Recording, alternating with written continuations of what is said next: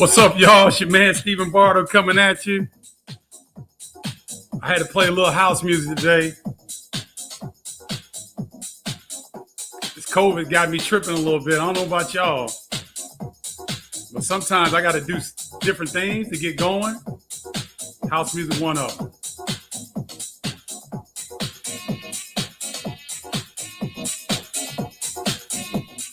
Some of y'all may not know what house music is, but if you're in Chi-Town, you know what house music is. Welcome into another edition of Bardo's Breakdown. I'm your host, Stephen Bardo. What's good, y'all? We're going to be NBA heavy today. I'll answer questions about college basketball, but we're going to be NBA heavy. Just want to throw that out there so that y'all know.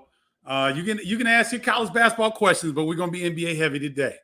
All right? So let's kick it off. The best game tonight, in my opinion, is the Nuggets at the Lakers, 10 p.m. Eastern Standard Time, TNT. The Lakers are the best defensive team in the NBA, and the Nuggets are the fourth most efficient offensive team. So something's going to give tonight. Obvious superstars on both sides. The Lakers playing great basketball at the top of the Western Conference. The Nuggets are starting to find their way. So this would be a great matchup tonight. Who y'all got? Who you got in this one? Kevin White, what's up, man? Turntables in the studio. Y'all wish. I don't have it like that. What's up, Ken Brown? Good to see you. Thanks for joining on, as always. Yes, sir. House party going on. What's up, Captain Fletcher, Nikki Lang? What's happening? Good to see you guys. So, yeah, the best game, in my opinion, will be the Nuggets versus Lakers. I believe the Mavs. The Mavs are playing tonight as well, right before this one. So it's a doubleheader on TNT. I got to give my boys a shout out. Rockford, Illinois' finest. Went to Wichita State in college. Wasn't drafted. Hit the Orlando Magic for 54. Set records in terms of three-point field goals made. Doing a fantastic job. I think I'm live over here. Am I not? Something happened with my IG, y'all. Let me see if I can get this going once again. Sorry about that.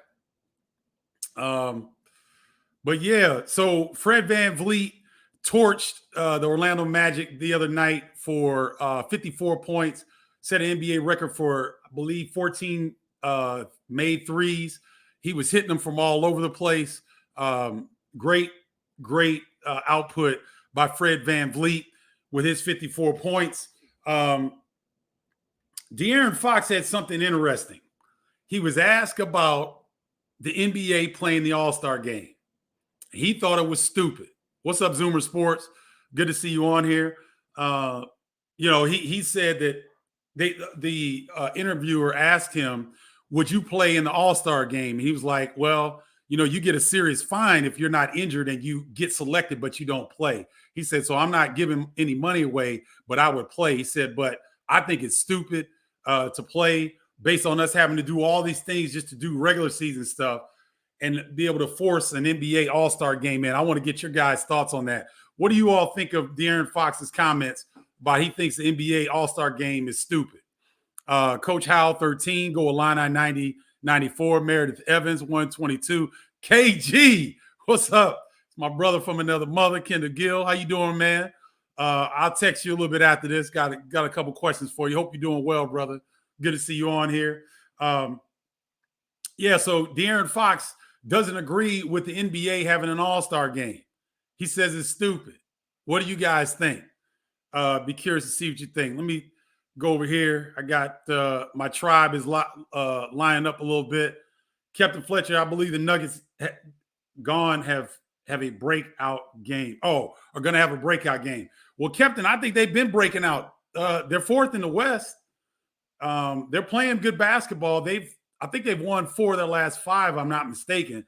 So they're playing well. Ken Brown, let's talk about the Nets and Harden taking on a different role. That's scary. We're going to get there.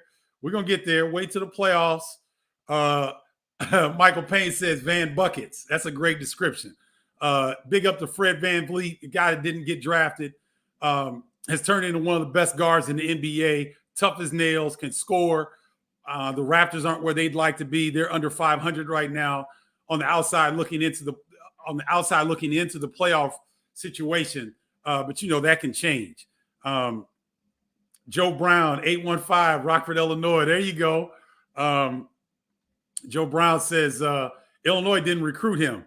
No, they didn't. But a lot of people didn't recruit Fred VanVleet. I don't know if he was a late bloomer. I'm not sure if he was, if he was not ranked highly. He's not tremendously athletic. He's not going to dunk on you. But he's tough. He knows how to play, and he's an NBA champion.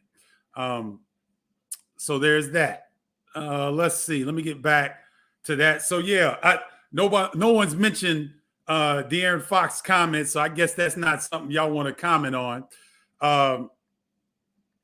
Bradley Beal, will he get traded soon? He's averaging 34 points a game for the Wizards, but they're 3-10. Jay Hood, good to see you. Thanks for jumping on. So will Bradley Beal be traded? And if so, where do you guys think he'll be traded to? He's averaging 34 points a game, but he's on a 3-10 Wizards team that doesn't look like they'll make the playoffs. Now, I've been surprised that he and Russell Westbrook look like a very good tandem in the backcourt. Knock on wood, hopefully they can stay healthy. But yeah, I think, and I think Bradley Beal's a different cat. I think he's more Giannis Antetokounmpo compared to James Harden. He's more of a guy that wants to kind of stick out. In my opinion, it's just my opinion. He wants to make the Wizards good. He doesn't want to jump to another team. He wants to make the Wizards a playoff contender. And however they got to do it, I think he would prefer to do it that way, I think. Just my gut feeling, knowing he's a St. Louis kid. I know a lot of people that know him intimately. What's up, Roger Powell? I got Roger Powell and Kendall Gill in the house, y'all. Come on now. Roger Powell, Kendall Gill. It's a line in the house, baby. Good to see you, Roger. Keep up the great work with Gonzaga, man. Number one team in the country. And Roger's got a big part to do with that, in my opinion. Mark Few is the man, no doubt, love him to death. But Roger's infused some positive things into that program since his arrival. And it's no coincidence that Gonzaga is number one in the country. Stan T.O., what's good? Jay Hood, okay, Fox is right. I wouldn't want to have an all-star game during COVID. In Atlanta, too? Heck no. No, he said hell no. I hear you, Jay Hood. I feel you on that. And you know what? Zoomer Sports says De'Aaron Fox comments could be viewed as disrespectful. His fellow players, coaches, and fans have recognized his talent and skill, so they voted him into the all-star game. Well, Zoomer Sports, I think you might not be looking at it maybe the way that Jay Hood and others are looking at it. So if we look at the all-star game, it was scheduled to be in Indianapolis. So if it's scheduled to be in Indianapolis March 7th or 17th, that could, it could coincide or maybe, bump heads a little bit with the NCAA tournament that's going to be in the Indianapolis, in the Indiana area, right? Why would it leave Indianapolis? They already knew that, the NCAA tournament and things of that nature, they're going to have sites and things usually in Indy. Indianapolis is usually a first round, a first weekend or a second weekend or a Final Four. Indianapolis is usually in the mix. But they leave Indy and go to Atlanta, which is wide open. That's why Jay Hood says in Atlanta too, because Atlanta's wide open. They don't have any restrictions. Okay? So if NBA players have to test daily, they got to wear masks now on the bench. They can't do certain things that they were allowed to do at the beginning of the year, the beginning of the season. They've had some restrictions. And I think it's worked because January 27th, no NBA players tested positive for COVID. That was a first since the season has started. So the NBA players are making all of these concessions, but then you're going to go to Atlanta and have an all-star game that's wide open. There won't be the The only restrictions on fans that'll be in the building are what the NBA will put on it. It won't be Atlanta because Atlanta will be wide open. So I don't know where they're going to have it. I haven't heard what I've heard. They've been talking to possible the HBCU universities there in Atlanta to possibly have something at one of those venues. But I thought De'Aaron Fox making a strong statement about how he feels about the NBA having an all-star game. And obviously you guys have some strong statements as well. So Zoomer Sports, that's why it's not that De'Aaron Fox would be dissing his current, his fellow players, the fans, the media. He wouldn't be dissing anybody. It's not that he's thinking it's stupid, just to play an all-star game. He's like, all the things that we have to go through as players to just get on the court. Why would you have that? Why would you have an all-star game? That's how I look into it. Let me see if my tribe has anything to say on this. Okay, Michael Payne, who always comes strong, tribe member. I have mixed opinions. On the one hand, the all-star game is for the fans who tuned in to watch these guys on television. On the other hand, you have all the team's top players in one spot, possibly all exposed to the virus, which can impact the team's record in this shortened season. Tough call. Great points, Michael Payne. You brought up something. See, I wasn't even thinking about that, to where you're bringing the NBA's best to Atlanta, which has had no, quarantine, limit in restaurants, nothing. They've been wide open. So you're going to bring all your best players to Atlanta to possibly get exposed in that scenario. Those are great points, Michael. Thank you for bringing those up. Jeffrey Bork says, should not risk the player's health for an exhibition all-star game, in my opinion. Jeff, I'm kind of in agreement. And it's funny because Zoomer Sports, this is why I like having younger people a part of the tribe. See, we need younger people because they'll give us a totally different perspective than some of, 50-year-old heads may give. So Zoomer Sports, I appreciate that. Just K-Rock 511, thanks for jumping on. Kenny McReynolds, what's good, bro? I met De'Aaron, and he's a stand-up kid. Says Stantio, I've met De'Aaron, he's stand-up kid. If he said it, he's giving it some serious thought. Okay, Stan, thank you for sharing that. I didn't realize that, says Zoomer Sports. I'm on Jay Hood's side now. Okay, it's all good. That's why we have these forums, ladies and gentlemen, because we've got intelligent people on here, and everybody has a voice. We're not trashing anybody's opinion. That's not what we do. That's not what sports is about. If you want to hear negativity or something, this is not the place. We're not doing that. We respect everybody on this platform. Braden 44, thanks for jumping on. We all love to get it in Atlanta. That would be a disaster. Jay Hood, I can't agree with you more.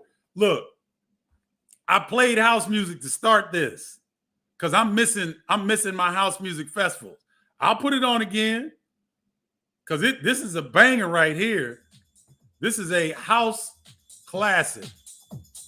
I'd love to be in Atlanta where it's warmer and this kicks in. Y'all know me from TV. Y'all don't know me from the house set. Y'all see a big 6'6", 53-year-old dude with bad knees out there getting it in when I hear some house music. So, hey, I'm like the rest of people. I want to party too, but I don't want to get COVID, right? So I get it. Braden, we're not talking college basketball yet. We're going to talk a little bit about that. This is going to be an NBA heavy day. I'll get to you, though. Jen Trimble, 21, what's good? Al from Al's Pals show. What's good, Al? Good to see you. I see you doing big things, bro. Keep it up. I see you building, bro. Keep up the great work, man.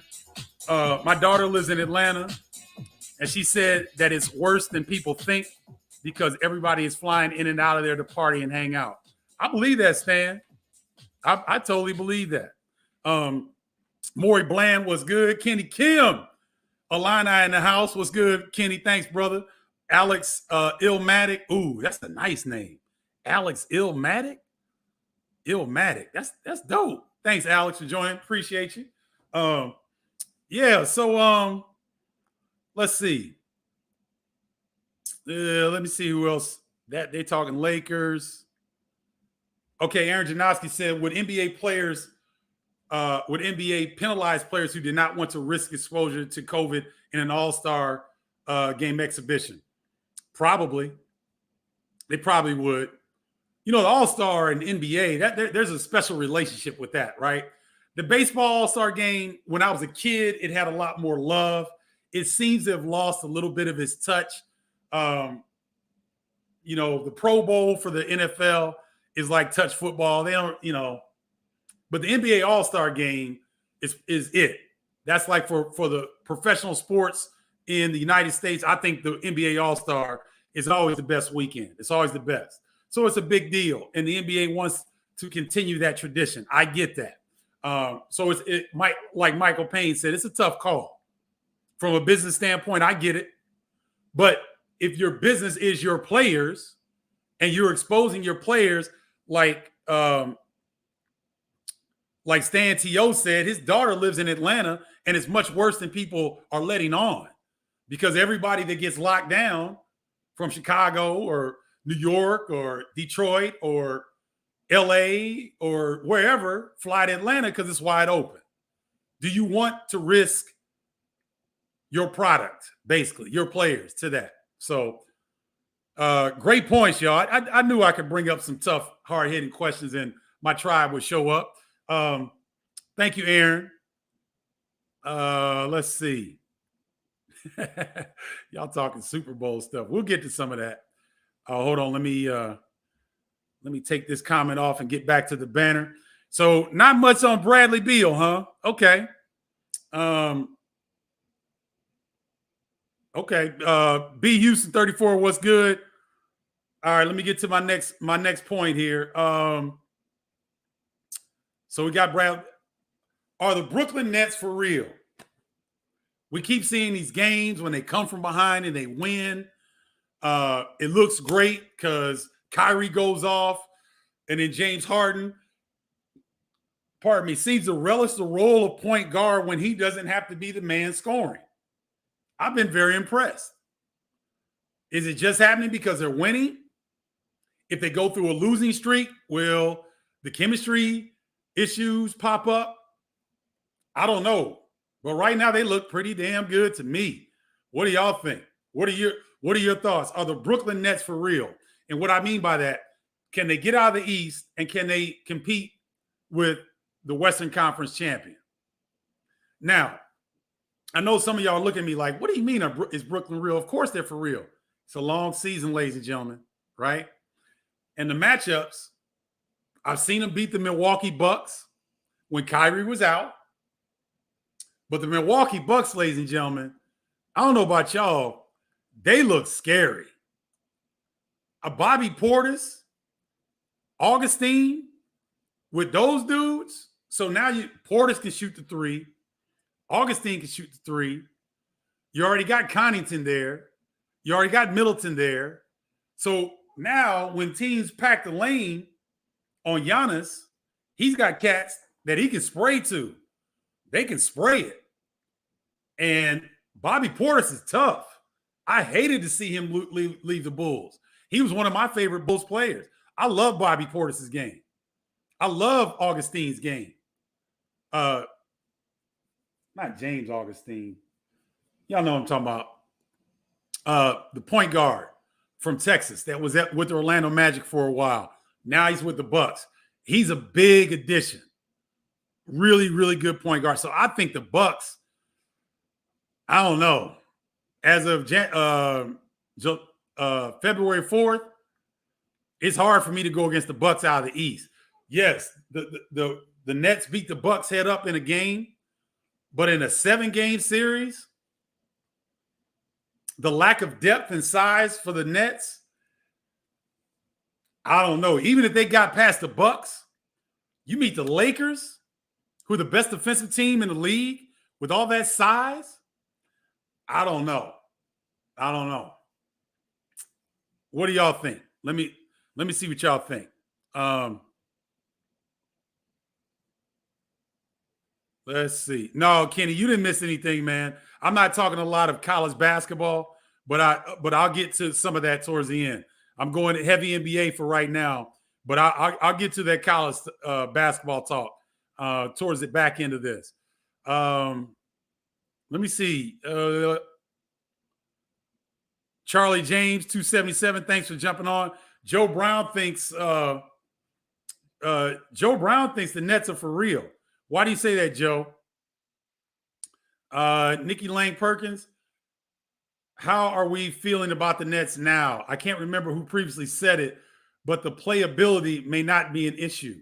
Okay, Nikki. So it sounds like, Nikki, you like the Nets and what they're trying to do. And I think people like what they see in these one-off games, because it's like, wow, they came from behind and won this game. Wow, they look good in this scenario. But if the Nets have to meet up with the Sixers, with the Bucks, who else has the Pacers? Because the Pacers have size and a little bit of depth up front as well. Those three teams in a 5 or 7 game series, in my opinion, could give the Nets a lot of problems. In a one game off, yeah, the Nets look great. They'll beat you. They can beat anybody in one game. But can they win a 7 game series with their lack of depth and their lack of size up front? Right? Thank you, though, Joe Brown and Nikki Lane Perkins, for that. They aren't deep. KD, Harden, and Kyrie are already logging a ton of minutes. Defensive rebounding will kill the Nets. Facebook user, I don't know who that is, but thank you. Those are points that I was talking about. Those are strong points. Kevin White, 2 problems with the Nets. Every night someone will need to sacrifice on offense. Good point. Secondly, they give up too many points. Defense is not good. Agreed. So there's some common themes that we're seeing from the tribe and some people who are on here that, have questions about the Nets going deep into a playoff run. Joe Brown, the Bucks folded in the playoffs. Their best chance of 2 years ago. Joe, I totally disagree. Go back and watch the Bucks play right now. The problem 2 years ago with the Bucks is that they could not space the floor. Remember? When Giannis would get the ball, they'd pack the lane and dare him to kick out to shooters. And they would tag Middleton wherever he was on the floor, and they wouldn't let Middleton get off from 3. And they dare everybody else to shoot from 3. Bledsoe, no, he was not their best chance 2 years ago. Eric Bledsoe was overrated to me. He's not a playoff caliber guard. And it showed every time he was in the playoffs, he could not perform. Now, shoot. Throw Bobby Portis in there. He'll hit you in the neck and bust the 3 in your grill. Augustine will hit a 3. Middleton can shoot the 3. Lopez can shoot the 3. They've got size. They've got depth. They've got guys who can go get their own shots.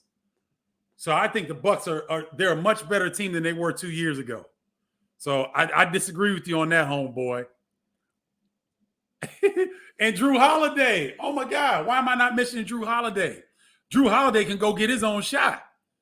To me, he's one of the best two-way guards in the league. So you got Drew Holiday, Middleton, Augustine, Portis, right? Giannis. Pat Connaughton can come off the bench and stretch the floor with the 3-point shot. Lopez at the 5 can stretch. I think the Bucks are for real. I think they're for real. The Nets are for real until the playoffs. You can't win by outscoring your opponent every single game. The lack of presence in the paint will hurt them. If they can steal Drummond from Cleveland or even JaVale McGee, will change my opinion on their chances. Great call, Joe Stovall. Joe Stovall is part of the tribe, y'all. He comes strong each and every time we're on here. The Nets are hoping that the Cavs will buy out Drummond and make him available. And they could do the same they could make they could trade for JaVale McGee possibly. That's funny. Zoomer Sports. That's actually happened a few times. Zoomer Sports a couple years ago, but Gus Johnson wasn't his his normal animated self. But we've been on the air a few times over the years, so we've had a lot of fun with that. Mr. Travels, thanks for jumping on. So yeah, if the Nets need another big, DeAndre Jordan is a tremendously talented defensive big, and he can finish at the rim. But if he gets in foul trouble, the Nets are in trouble. Okay, Jason Haskins. Good. I'm glad to have you here, bro, and thank you for your comments. The Nets have a supporting cast: DeAndre Jordan, Shamet, Landry Shamet, and Rookie Brown, the one dude from France. The supporting cast, though, Joe Brown, if DeAndre Jordan gets in foul trouble, then the Nets have to play Jeff Green at the 5. Now, for spurts, he can do that. Talented veteran. But can you imagine Jeff Green having to guard Giannis in the fourth quarter? Who would the Nets put on Giannis if, period? Who would the Nets put on Giannis anyway? Durant? Mouse in the house. Harden? Olay defense. Definitely not Kyrie. So, I don't know. Charlie James said, who was the best player you guarded? Jordan. In college, it was Chris Morris from Auburn. He was my toughest guy I guarded in college. He was tougher than Danny Manning, Roy Marble, God rest his soul, B.J. Armstrong, Glenn Rice. I mean, I guarded the who's who in college. Chris Morris was the best I guarded in college. In the pros, it was Michael Jordan. And what did Jordan do to me? He torched me like he did everybody else. I see only 3 teams that compete for the East: the Bucks, the Nets, and Boston. I got the Nets to come out of the East. Okay, so Captain Fletcher is a Nets fan. He believes in the Nets. Kemba Walker is holding Boston back. If he doesn't stay healthy and play better, Boston won't win. I don't think Kemba Walker is going to be the same player, ladies and gentlemen. He's having too many. He's a 6'8" dude, Charlie James. Kemba Walker's having too many problems with that knee. I think he's had 3 procedures in the last calendar year, if I'm not mistaken. I think he's had 3 knee procedures in the last calendar year. That's scary. So I'm not sure that we're going to see the Kemba Walker that's dynamic, that can add to Jaylen Brown, Jason Tatum, and Marcus Smart. I don't know that he'll ever regain the Kemba Walker that was just dropping fools off in the playoffs.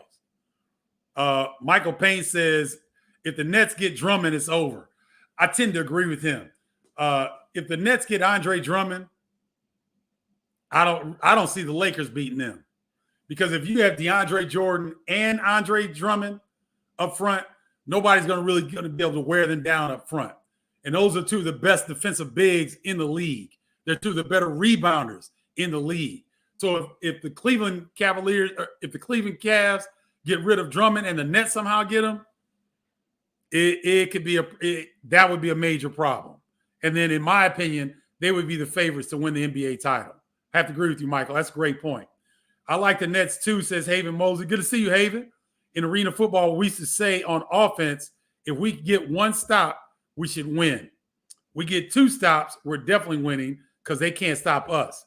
They just need a couple stops in the last 5 minutes, and they should be okay. Another big would definitely help, though. Okay.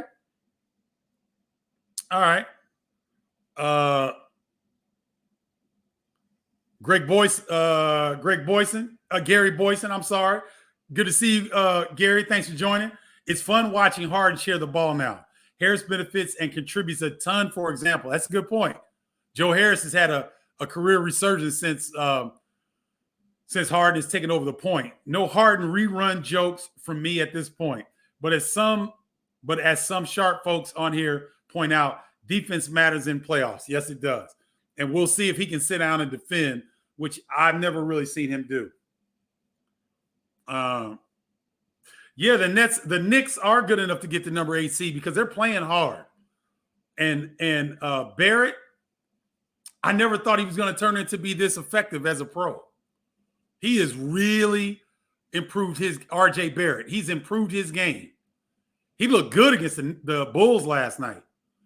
And when he's that aggressive, getting downhill, and I think Tibbs is a great coach for this roster of the Knicks. The point guard from Kentucky is balling.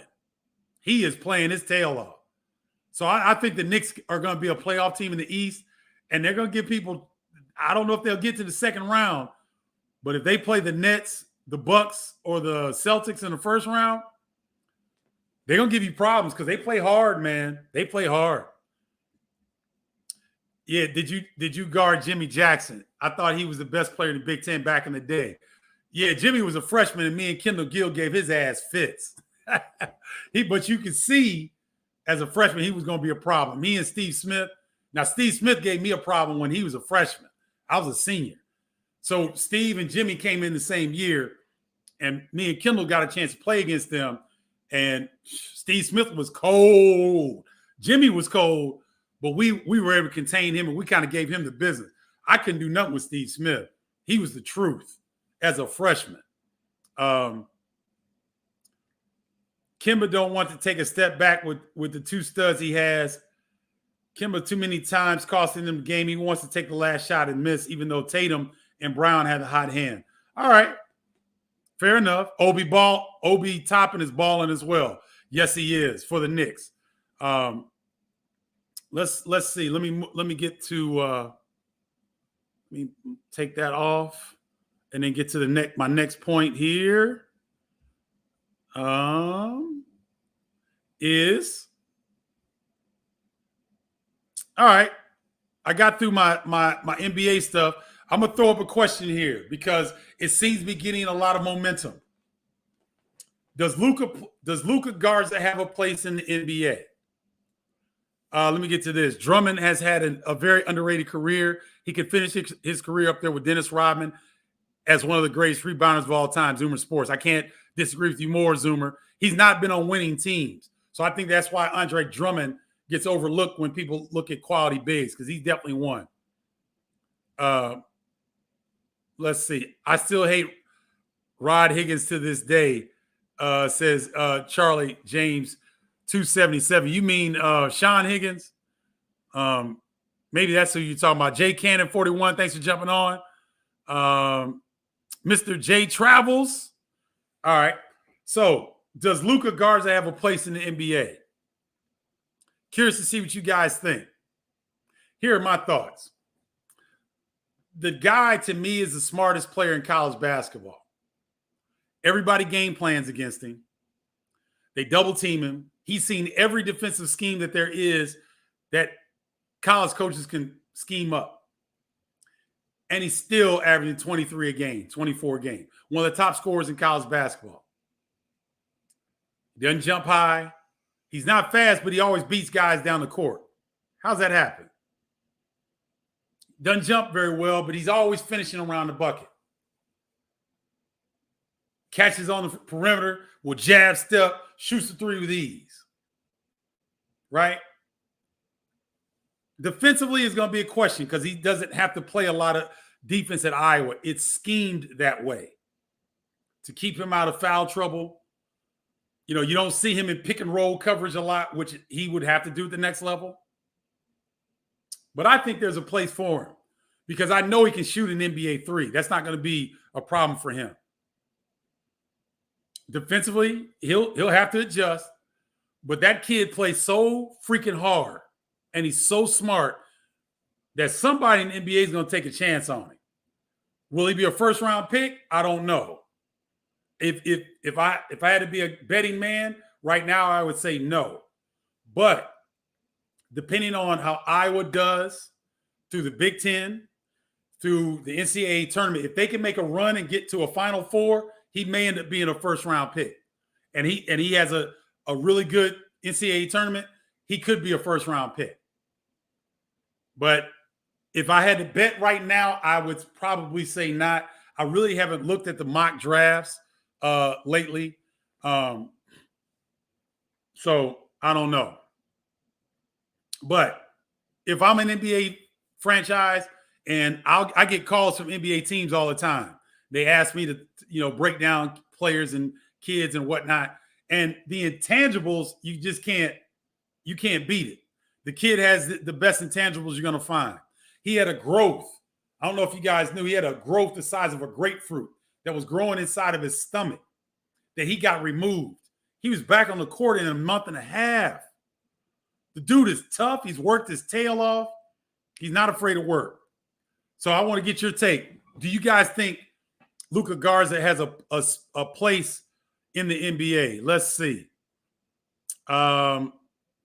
Captain Fletcher says in today's game, hell yeah, Garza will be big in today's NBA game. Michael Payne, in my opinion, Luka can adapt. He is a hard worker. In today's NBA, he's a Bill Laimbeer type. Great comparison, Michael. And Michael's a former Hawkeye great. He knows the game. Michael, former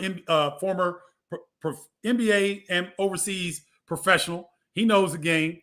I like that. Bill Laimbeer comparison. I like that a lot. Captain Fletcher, he has an inside-outside game. I see another Laimbeer in the making. Okay. Haven Mosley says, yes, Luka Garza does have a place in the NBA. When the floor opens up in the league, we're going to see everything he can do, and it doesn't hurt that he can shoot. Interesting take. Okay. This is probably Jason Haskins that comes up as a Facebook user. He is similar to Enes Kanter. Now, that's interesting. I would think that Enes is a lot more athletic than Luka, but interesting comparison. I like that. Dana Taft, how you doing? Good to see you. Thanks for jumping on. As always, appreciate your support. Luka is a fantastic college player, but he doesn't play above the rim. And he is an average three-point shooter. Could be a solid role player, but reminds me of Tyler Hansbrough, or a more recent Frank Kaminsky. Okay. Joe Brown thinks he's an updated Tyler Hansbrough. I think he's a better than average three-point shooter, Joe. Maybe I'll go back and look at the statistics, but I think he's a pretty good three-point shooter, especially when the game is tight. If you look at his numbers in the second half or in the last 5 minutes of the game, his three-point shooting is pretty good. So, okay, you guys like that topic. I like that topic as well. I see people starting to talk about it a little bit. I get asked about it all the time. So I wanted to bring it to the tribe and see what you guys thought. Any other questions on that? And I'll go back and see if Kenny Kim is still on here because he had a specific question I wanted to address about college. When you are Illinois' win over Indiana, I thought it was a tremendous win by the Illini. Indiana was kind of desperate for a win. They forced overtime. The officials had a bad game that night. The fouls on the fifth fouls on Iota Sumu and Georgie Bashanis-Vili, I thought were very questionable at best. Those are very, very tough calls in that situation in the game for them to foul out. But having said that, the Illini showed a lot of toughness. Andre Corbello had some turnovers in regulation that weren't great. He got too deep in penetration. But, boy, the pass he gave Kofi for that dunk in overtime was tremendous. Kofi Coburn stayed out of foul trouble, was a serious threat on the post. Trent Frazier has continued his outstanding play. Jacob Grandison was very good in that game as well. It was a lower scoring game than the Illini would prefer. But for them to win an overtime game on the road against a very good Indiana team, that's a tournament team. Indiana, I don't care what the record is, Indiana's a tournament team. To go get a road victory like that, when two of your rotation players foul out towards the end of the game, you go to overtime and find a way to win. To me, that win was more important than the Iowa win for Illinois' sake, not for their perception nationally. Perception nationally, yes, that Iowa game was huge because they hadn't beaten a ranked opponent, I don't believe, up until that point. I think they'd lost to ranked opponents up until that point. But that was a huge. But for the players themselves, and for the coaching staff and the team that are the Illini, that Indiana win was their most important win of the year. So I thought it was tremendous. Let me see if there were other. Do you think the Bulls are heading in the right direction? What do you think about the job that Billy Donovan has done so far? I love Billy Donovan. I love what I'm seeing from the Chicago Bulls. They look like a unit. They look like they know where the ball needs to go towards the end of games. Lauri Markkanen looks like an all-star. Patrick Williams looks like he's going to be a mainstay for the Bulls. Zach LaVine is starting to learn how to play the game. I really like what I see from the Bulls. I really like what Billy Donovan is doing with this team. He's instilling confidence. He's teaching them how to play.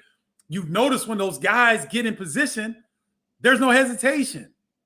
They're not dribble driving into the paint and then looking to the three.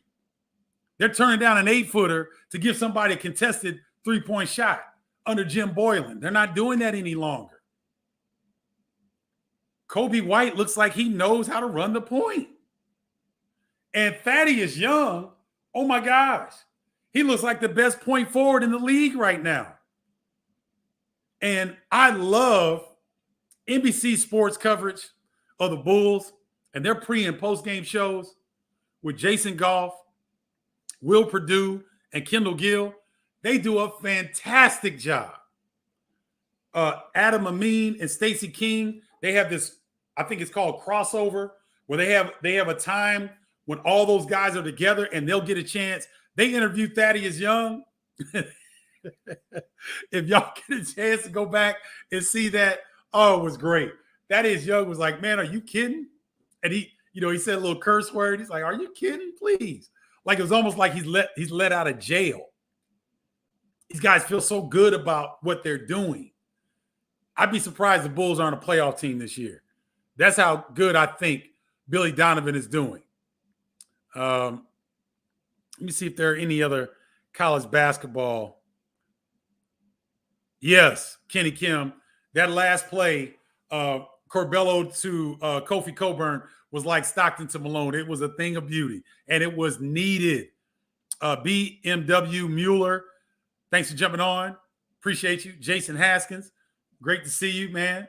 Thank you for jumping on. Let's see.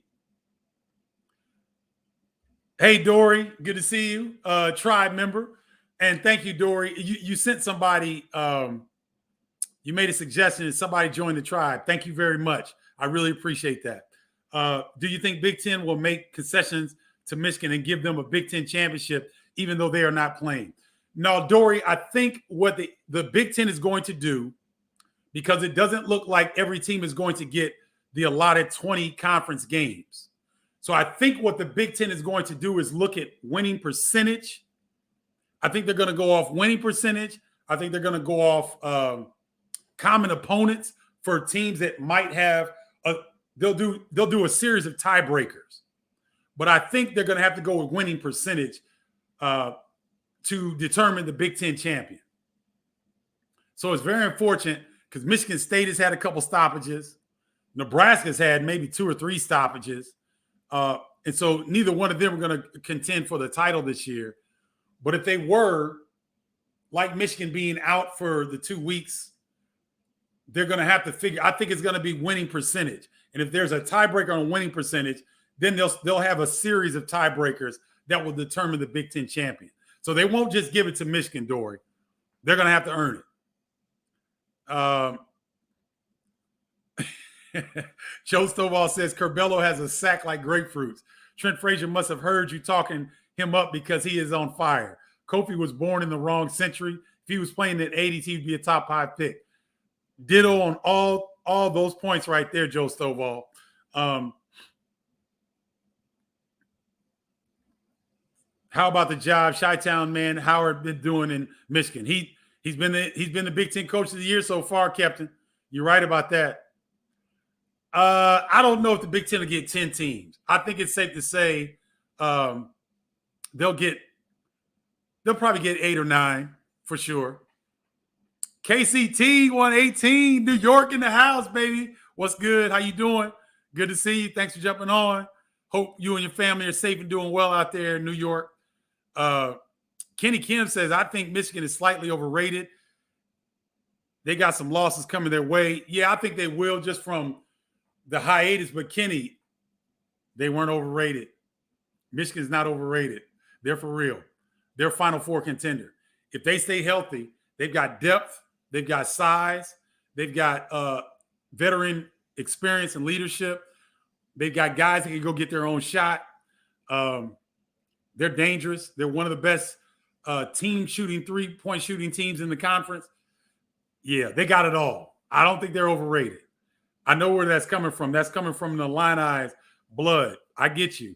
But no, then I don't think they're overrated. I think they're for real. Let's see. Haven Mosley says, if Illinois is going to go to the Final Four, Trent Frazier is going to have to play at a high level along with the others already doing so. Yeah, I agree. I totally agree. Trent makes a big difference. What's up, Cameron Cathy, CDL in the house? Good to see you, brother. Hope you're doing well. Hope you're staying safe. Pete Bryan 77. They got 100 SOSs. Okay, we'll see. It looks like that's going to do it. I don't have any more questions. Thank you guys for those that have been joining the tribe. If you want to join the tribe, y'all, it's lit up in this piece. 312-847-2739. Text me to that number. You'll get in. There's another way you can do it. Go to Bardo's Breakdown Group on Facebook. You answer 3 simple questions and you're in.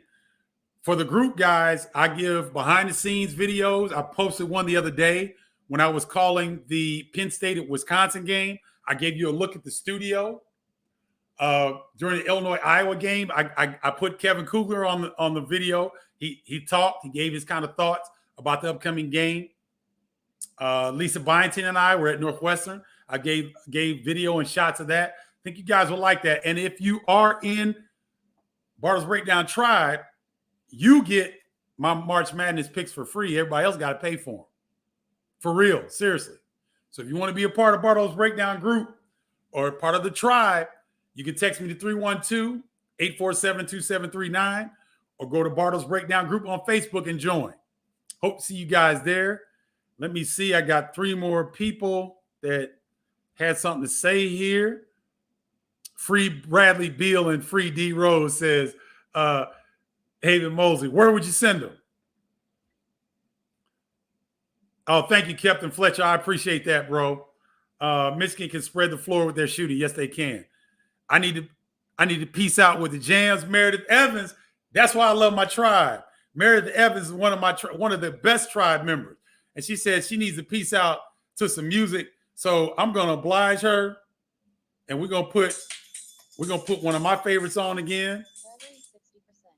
And we're gonna go out to some good house music, y'all. Woo. Y'all in Chi-Town know what I'm talking about. Yeah, we're going to let this rock from Meredith Evans. Great call, Meredith. Monica Graziani. What's up, Monica? Good to see you. Woo! Reminds me of the Silver Room block party, y'all. The house picnic. Y'all know what it is. I know it's snowing in Chi-Town. It's cold, but we can bring some house music up in here. Thank you so much to the tribe for always showing up. Love y'all. Take this vibe with you when you get off the show. Let it be infectious. Turn some house music on and start dancing. Hey, that's right, with blue lights. That's right, Captain. All right, y'all, that's going to do it for Bardo's Breakdown. Have a great evening. You guys take care. Love y'all. Peace.